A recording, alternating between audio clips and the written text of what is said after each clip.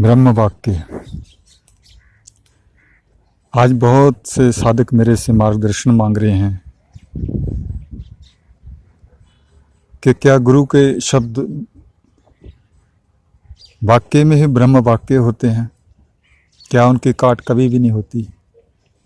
क्या गुरु के जो ब्रह्म वाक्य होते हैं कि उसके ऊपर चलने से जीवन में हमेशा सफलता ही हासिल होती है?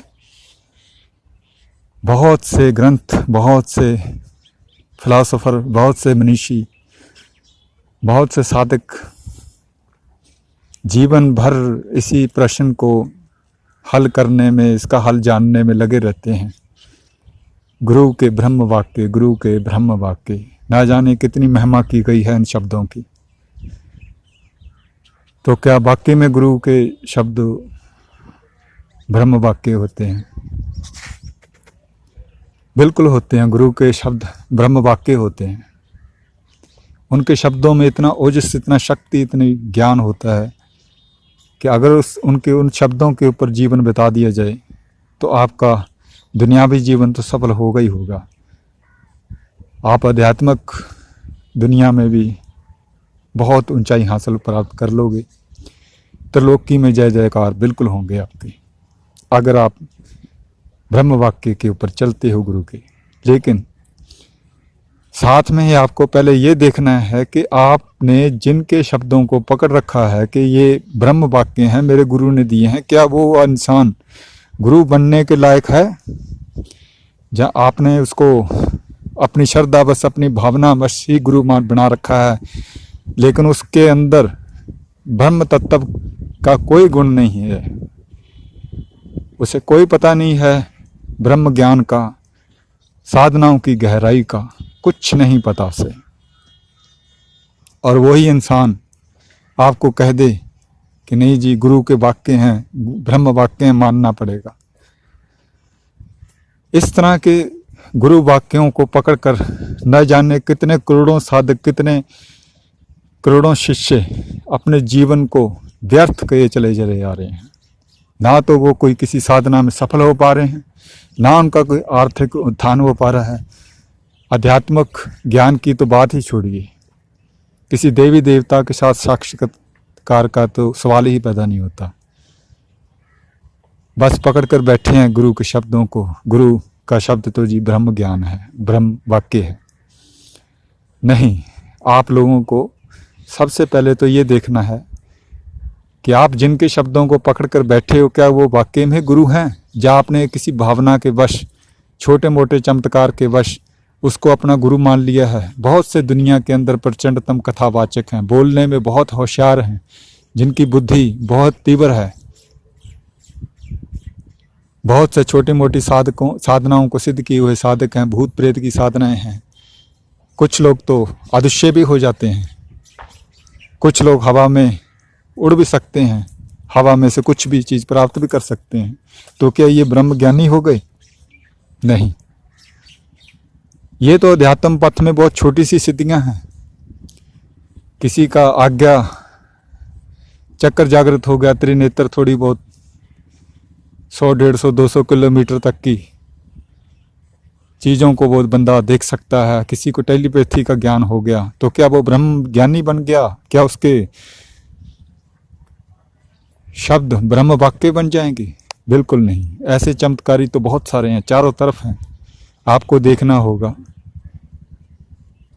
क्योंकि ब्रह्म को जानने वाले के मस्तिष्क की लकीरें ही आपको बता देंगी, उसकी आंखें बता देंगी कि ये ब्रह्म ज्ञानी है। वही तो गुरु होते हैं। और ऐसे ब्रह्म ज्ञानी गुरु आपको इस जन्म में मिल जाएं, ये बहुत बड़ी बात है। तब तो आपके भी शब्द ब्रह्म से कम, वाक्यों से कम नहीं होंगे। लेकिन अगर आपके पास इस तरह के अभी गुरु नहीं हैं, तो इसमें उदास खिन्न होने की कोई भी बात नहीं है। आप पूरी हिम्मत और साहस के साथ अपने खुद के दम पर ही अपनी साधनाओं को करने में लगे रहिए, आपको सफलताएं अवश्य मिलेंगी।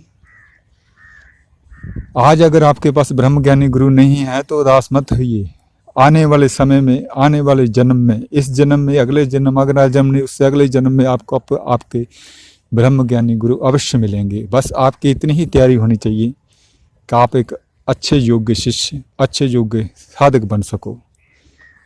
इतना कर लो, आपको अपने आप ही स्वयं में भी आपके ब्रह्म ज्ञानी गुरु अवश्य मिल जाएंगे।